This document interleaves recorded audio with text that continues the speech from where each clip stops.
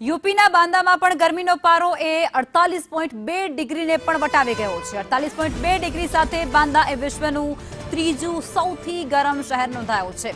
સાઉદીના જિદ્દાહમાં 48.6, અરાવતમાં 48.4 degree અને દેશના 10 સૌથી ગરમ શહેરોમાં યુપીના 8 શહેરોનો સમાવેશ છે। પથરાળ વિસ્તારમાં હોવાને કારણે ત્યાં બાંદામાં સૌથી વધુ ગરમી અત્યારે વર્તાઈ રહી છે। 48.2 ડિગ્રી સુધી તાપમાન ત્યાં પહોંચી ગયો છે।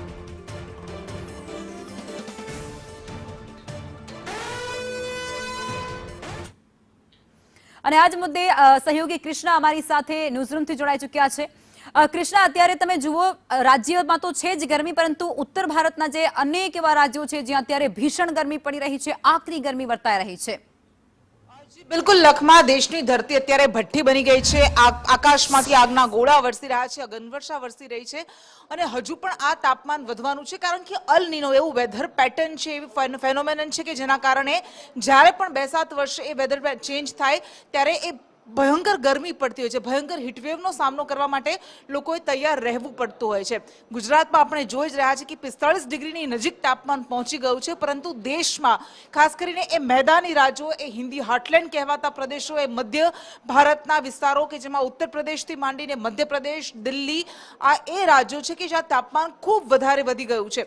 ઉત્તર પ્રદેશમાં, જેમાં હમણાં આપણે વાત કરી કે દેશના સૌથી 10 ગરમ શહેરમાં 8 શહેરો એ ઉત્તર પ્રદેશના છે અને દિલ્હીમાં તો રાજધાની દિલ્હીમાં તાપમાન 47 ડિગ્રીને પાર પહોંચી ગયું છે। એટલે તમે કલ્પના કરો કે દિલ્હીવાસીઓની હાલત આટલી ભયંકર ગરમીમાં કેવી થઈ ગઈ હશે। એ અત્યારે બહાર ન નીકળી શકે બપોરના સમયે, એટલી ખરાબ હાલત પહોંચી ગઈ છે। અને આ બધા વચ્ચે યુપીનું બાંદા 48.2 ડિગ્રી તાપમાન પહોંચી ગયું છે। રણ પ્રદેશમાં જેવી હાલત હોય એવી હાલત અત્યારે યુપીના બાંદામાં થઈ રહી છે।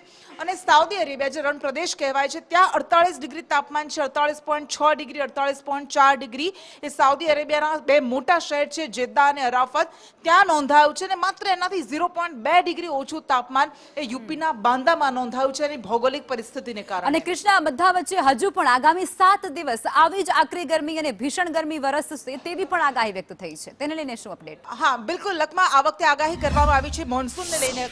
સૌ કોઈ રાહ જોઈ રહ્યા છે મોન્સૂન ક્યારે આવશે અને 6 દિવસ વહેલું આવશે કેરળમાં, એવી પણ આગાહી કરવામાં આવી છે। પરંતુ તેમ છતાં ગરમી ક્યારે અટકશે, ગરમી ક્યારે ઓછી થશે, એવી સૌ કોઈ રાહ જોઈ રહ્યું છે અને હજુ પણ આગામી 7 દિવસ માટે ભીષણ ગરમીની આગાહી કરવામાં આવી છે।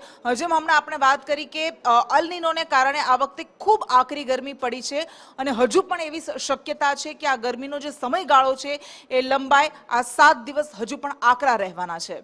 બિલકુલ, આભાર કૃષ્ણા, આપ જોડાયા તે બદલ।